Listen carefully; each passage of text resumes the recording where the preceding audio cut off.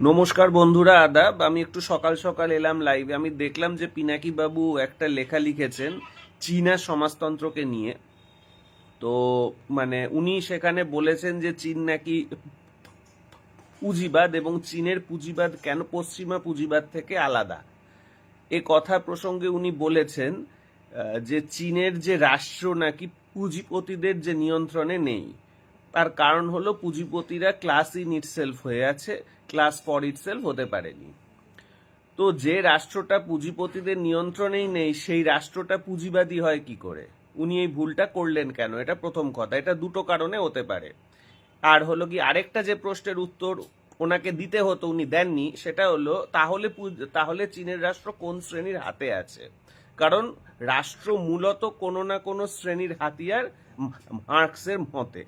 অতএব যদি সেখানে পুঁজিপতিরা চীন রাষ্ট্রের প্রধান শাসক শ্রেণী না হয়ে থাকে, চীন রাষ্ট্রের ক্ষমতা যদি চীনের পুঁজিপতিদের হাতে না থাকে, তাহলে চীনের কোন শ্রেণীর হাতে আছে এই উত্তরটা ওনার যে দেওয়া উচিত ছিল।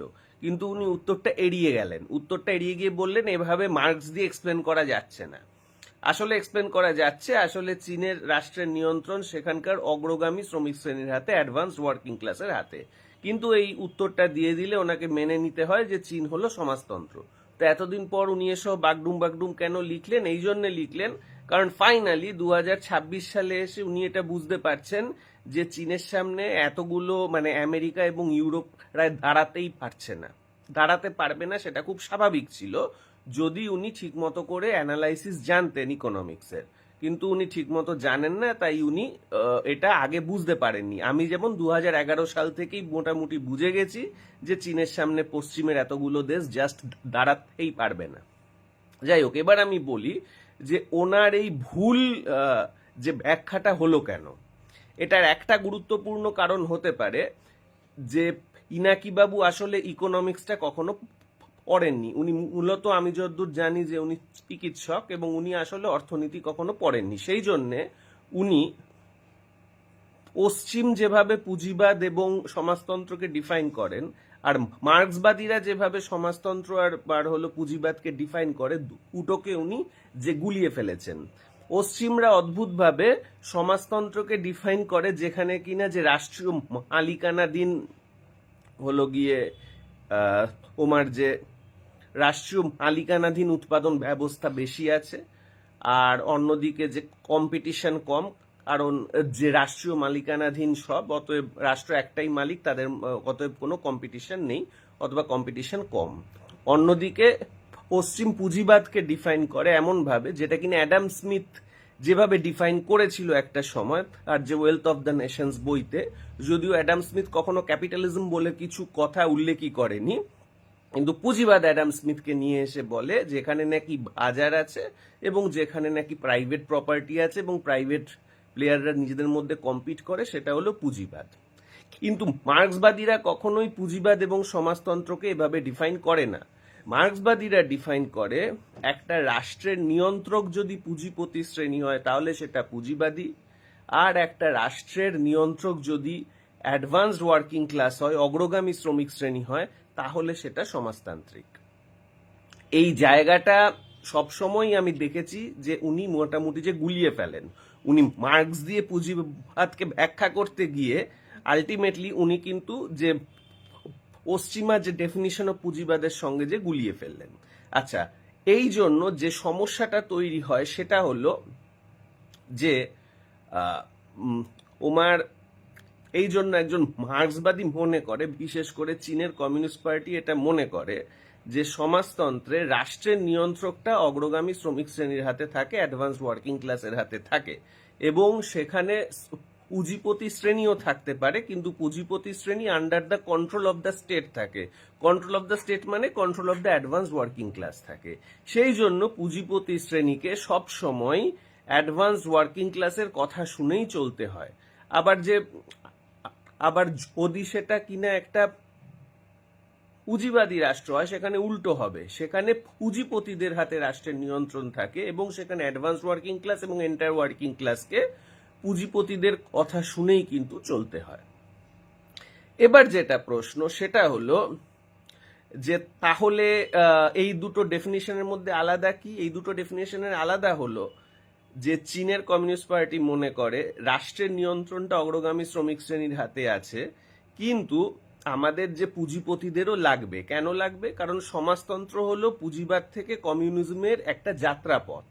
ধরা যাক আপনি একটা যে সি সাইড থেকে একেবারে একটা পাহাড়ি অঞ্চলে যাচ্ছেন, সি সাইড থেকে পাহাড়ি অঞ্চলে আপনি যখন একটা গাড়ি করে যাবেন, একদিনেই তো সি সাইডের ওয়েদারটা চেঞ্জ করে একটা পাহাড়ি ওয়েদার আসবে না, আস্তে আস্তে করে আসবে। আপনি প্রথমে দেখবেন যে সি সাইডের জায়গাটায় হয়তো দেখলেন কতগুলো কিনা যে মোহনা এলো, মোহনার পর আপনি একটা যে নদীর পাশ দিয়ে যাবেন, আস্তে আস্তে সি সাইডের ওয়েদারটা চেঞ্জ করে গিয়ে একটু অন্য রকমের যে ওয়েদার এলো, সেখানে আপনি হয়তো একটা কিনা যে প্লেন ল্যান্ডের ওপর দিয়ে গেলেন, এবং এভাবেই যেতে যেতে বেশ কিছুক্ষণ পর বা কিছুদিন পর আপনি খানিকটা একটু একটু করে যে ঠান্ডা অনুভব করবেন, এবং তারপর একটা সময় আসবে যখন আপনি পাথুরে জমি দেখবেন, এবং তারপর আপনি কিন্তু পাহাড়ের দেখা পাবেন।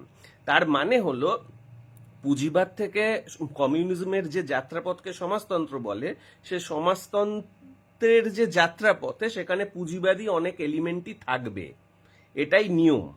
এবং সে এলিমেন্টগুলো কি কি থাকবে according to Chinese communist party, যে এই সমাজতন্ত্রের যে স্তরে তারা আছে সেখানে পুঁজিপতিদের লাগবে। পুঁজিপতিদের কোন কোন কারণে লাগবে? কিন্তু পুঁজিপতিরা থাকলেও পুঁজিপতিদেরকে রাষ্ট্র দ্বারা যে নিয়ন্ত্রণ করতে হবে। আচ্ছা, তাহলে পুঁজিপতিদের কোথায় কোথায় তাহলে ইনভেস্টমেন্ট করবে সেটা রাষ্ট্র বলে দেবে। এটা আমরা চীনের খুব ভালো মতো বুঝতে পারি যে কনজিউমার প্রোডাক্টে সবসময় চীন যেটা চায় যে প্রাইভেট ক্যাপিটাল থাকুক, অর্থাৎ সেখানে পুঁজিপতিরা থাকুক। অন্যদিকে ইনফ্রাস্ট্রাকচারাল যে শিল্পগুলো আছে সেখানে চীন মোটামুটি ভাবে যে রাষ্ট্রীয় মালিকানা চায়, অর্থাৎ ব্যাংকিং, তারপর হলো গিয়ে ইনফ্রাস্ট্রাকচার বিল্ড আপ, যেমন যে হলো যে সিমেন্ট, স্টিল, ইলেকট্রিসিটি, এই ধরনের জিনিসগুলোতে তারা কিন্তু সবসময় যেটা করে যে রাষ্ট্রীয় মালিকানাধীন করে। এছাড়াও তারা একটা গুরুত্বপূর্ণ জিনিস বুঝতে পেরেছে যে সমাজতন্ত্রের যেটা ইকোনমিক্সের দিক থেকে সবচেয়ে গুরুত্বপূর্ণ জায়গা, সেটা হলো use value precedes exchange value. আর হলো পুঁজিবাদে যেটা হয় সেটা হলো exchange value precedes use value. Exchange value precedes use value মানে হলো আমি একটা জিনিস উৎপাদন করি যাতে কিনা মুনাফা আসে, অর্থাৎ উৎপাদন জিনিসটা সেকেন্ডারি, মুনাফাটা প্রাইমারি। অন্যদিকে সমাজতন্ত্র মনে করে আমি একটা জিনিস উৎপাদন যেটা কিনা প্রয়োজন, যেটা মানুষ মনে করছে দরকারি, সেটা আমি উৎপাদন করব, সেখানে প্রফিট হলো কিনা সেটা কিন্তু সেকেন্ডারি। এই জন্যে চীন কিন্তু বিপুল পরিমাণে এমন প্রোডাক্টিভ ইনভেস্টমেন্ট করতে পারে যেগুলো কিনা প্রফিটেবল নয়, এবং এটাই চীনকে সবসময় কিন্তু অন্যান্য দেশের থেকে অনেক বেশি এগিয়ে রাখে। এটা কিন্তু ভিয়েতনামকেও ইন্ডিয়া অথবা বাংলাদেশের মতো দেশের থেকে অনেক বেশি এগিয়ে রেখেছে। সেটা কি? সেটা হলো চীনে সমাজতন্ত্র আছে বলেই তারা প্রচুর পরিমাণে প্রোডাক্টিভ কিন্তু নন প্রফিটেবল ইনভেস্টমেন্ট করতে পারে। যেমন আগে থেকে একটা শহর বানিয়ে রাখলো, কোনো লোক থাকে না, আগে থেকে তারা একটা ব্রিজ বানিয়ে দিল যেটা কেউ এখনো ইউজ করেন, অর্থাৎ 10 বছর পর সেটা হয়তো ইউজড হবে। অথবা কি আগে থেকেই তারা যেটা করলো এটা হলো যে ইলেকট্রিক চার্জিং স্টেশন প্রচুর পরিমাণে দিয়ে দিল। ফলে কি হলো? ফলে কিন্তু ইভি কেনাটা কনজিউমারদের পক্ষে অনেক ইজি হয়ে গেল, এবং ইভি কিনে অর্থাৎ ইলেকট্রিক ভেহিকলস কিনে ইলেকট্রিক চার্জিং স্টেশন সে যে কোনো জায়গায় পাচ্ছে বলে সে আস্তে আস্তে ইভি কেনাটা অনেক বেশি হ্যাবিচুয়েটেড হয়ে গেল মানুষ। ফলে ইভি কোম্পানিগুলো যেটা কিনা কনজিউমার গুডস, যেটা কিনা প্রাইভেট ক্যাপিটালিস্ট কন্ট্রোল করে, সে ওদেরও কিন্তু ঠিকঠাক প্রফিট এলো। সেই প্রফিটটা আবার কিন্তু ট্যাক্সের মাধ্যমে অথবা যে কর্পোরেট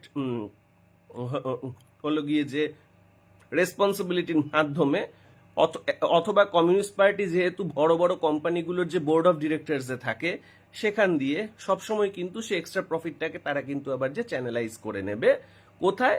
তাদের যে আগের যে রাষ্ট্রটা নন প্রফিটেবল ইনভেস্টমেন্ট করেছিল ওই ঘাটতিতে। অর্থাৎ তারা একদিকে প্রচুর পরিমাণে নন প্রফিটেবল ইনভেস্টমেন্ট করতে পারে, এবং যে কারণে তারা এই যে অজস্র সেখানে প্রাইভেট প্লেয়ার, ইনোভেটিং প্লেয়ার আছে যাদেরকে কিন্তু ইনডিরেক্টলি রাষ্ট্রই ফিনান্স করে।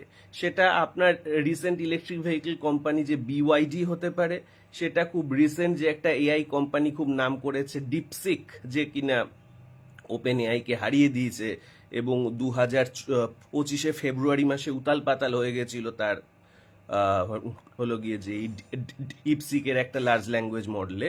সেই ডিপসিক এগুলো কিন্তু প্রত্যেকটাই হলো যে রাষ্ট্রীয় পয়সায় চলা কতগুলো কোম্পানি যারা দীর্ঘদিন ধরে কোনো প্রফিট করে না। যেমন ডিপসিকের যে কোম্পানিটা কিন্তু এখনো পর্যন্ত কোনো প্রফিট করেনি, অর্থাৎ প্রফিটেবল হলে সে ইনভেস্টমেন্ট পাচ্ছে তা নয়। অর্থাৎ অজস্র ইনোভেটিং কোম্পানি আছে যাদেরকে কিন্তু রাষ্ট্র থেকে লাগাতারভাবে ফিন্যান্স করে যাওয়া হয় যে নন প্রফিটেবল হলেও। এটাই হলো সমাজতন্ত্রের মূল জায়গা। এবার এখানে প্রশ্ন হলো যে পিনাকি বাবু চীনা পুঁজিবাদ কেন বললেন। এটা দুটো কারণে বলতে পারেন। একটা হলো 1990 সালে একটা ভুল ধারণা ছিল ওনার যে পুঁজিবাদ কাকে বলে, এবং উনি চীনাকে চিরকাল মানে যে দেং জিয়াওপিংকে ক্যাপিটালিস্ট রোডার ভেবে গেছেন, এবং প্রথমে ওনার ধারণা ছিল যে ক্যাপিটালিজম জিতছে মানে যে ওয়েস্ট জিতে গেছে, এর বিরুদ্ধে সমাজতন্ত্রের প্রতিরোধ শেষ হয়ে গেছে। এবং কিন্তু এখন উনি বুঝতে পারছেন চীনের সামনে পশ্চিম তো দাঁড়াতে পারছে না, তো উনি ওনার পুরনো স্ট্যান্ড আর এখনকার স্ট্যান্ডটাকে এক করতে চীনকে হলো যে নিজে থেকেই যে ধনতন্ত্র বলে দিলেন, যদি উনি ডেফিনিশনই বুঝছেন যে চীনকে ধনতন্ত্র বলা যাচ্ছে না, কারণ চীন কিন্তু কোনো পুঁজিপতি রুলড স্টেট নয়, সেটা উনি নিজেই মেনে নিচ্ছেন। যাই হোক, আমি আশা করছি আগামী 10 বছর পর উনি এটাও বুঝে যাবেন যে হলো যে চীন আসলে অ্যাডভান্সড ওয়ার্কিং ক্লাস নিয়ন্ত্রিত একটা রাষ্ট্র, যেখানে বিপুল পরিমাণে নন প্রফিটেবল বাট প্রোডাক্টিভ ইনভেস্টমেন্ট সম্ভব হয়, এবং সেটাই তাদের যে প্রোডাকশন সিস্টেমকে অনেক অনেক এগিয়ে রাখে। এবং এবং একই সঙ্গে আরেকটা কথা খুব গুরুত্বপূর্ণ, যেটা চীন কমিউনিস্ট পার্টি বিশ্বাস করে, সেটা হলো যেখানে প্রাইভেট প্লেয়ার আছে, এমনকি রাষ্ট্রীয় প্লেয়ার আছে, তাদের মধ্যেকার যে প্রতিযোগিতা যাতে অনেক ইন্টেন্স হয়, সেটা চীনের কমিউনিস্ট পার্টি এনশিওর করে। সেটা কিন্তু ক্যাপিটালিজমে হয় না। কেন হয় না? কারণ ক্যাপিটালিজম আলটিমেটলি তোমার হলো socialization of production in the ওয়ার্কশপের জন্য, সেখানে যেটা হয় সেখানে বড় বড় কোম্পানি ছোট ছোট কোম্পানিগুলোকে খেয়ে নেয়, এবং আলটিমেটলি কয়েকটা বড় বড় কোম্পানি একটা সেক্টরে থাকে, এবং তারা নিজেদের মতো একটা হলো গিয়ে যে কার্টেল বানিয়ে নানাভাবে প্রাইস নিয়ন্ত্রণ করে, তারা কিন্তু যে মুনাফার ম্যাক্সিমাইজেশন করে।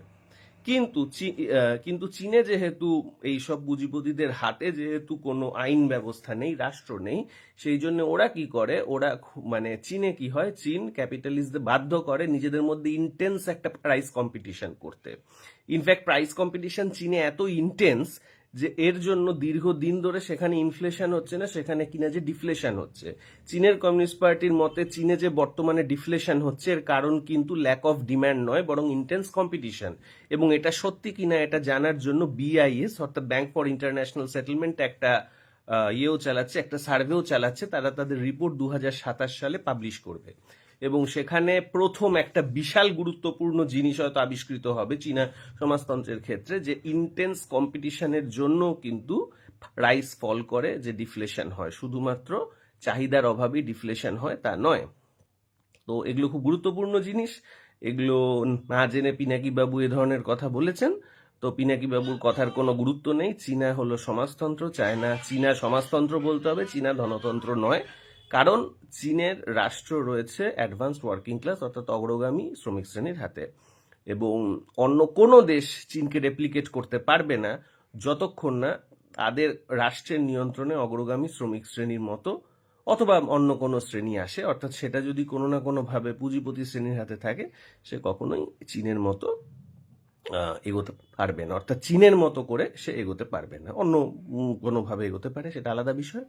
পুঁজিবাদ যদি অন্য কোনো মডেল তৈরি করতে পারে, আলাদা বিষয়। কিন্তু চীন পুঁজিবাদ যেহেতু মুনাফাকে সবচেয়ে বেশি গুরুত্ব দেয়, কাজে কাজে সে আস্তে আস্তে আস্তে অনেক বেশি পরিমাণে সম্পত্তি হস্তান্তরের ব্যবসা অথবা ফাটকাবাজির দিকে ঢুকে গেছে, আর উৎপাদন থেকে আস্তে আস্তে পুঁজিবাদ অনেকটাই দূরে সরে গেছে। বিশেষ করে আমেরিকা, হয় আমেরিকার গ্রোথ আছে মূলত ফাটকাবাজি কেন্দ্রিক, অথবা ইউরোপ জাপানের মতো স্ট্যাগন্যান্ট কতগুলো ইকোনমি, অথবা ইন্ডিয়া বাংলাদেশের মতো কতগুলো হলো গিয়ে যে লুটেরা পুঁজিপতি এর হাতে হয়তো অতগুলো দেশ যারা সঠিক অর্থে উৎপাদন করতে পারে না, এবং ন্যাচারালি আমরা দেখতে পাচ্ছি বিশ্ব উৎপাদনের বিশালটাই কিন্তু চীন এবং ভিয়েতনামে এর ফলে কনসেন্ট্রেট করছে।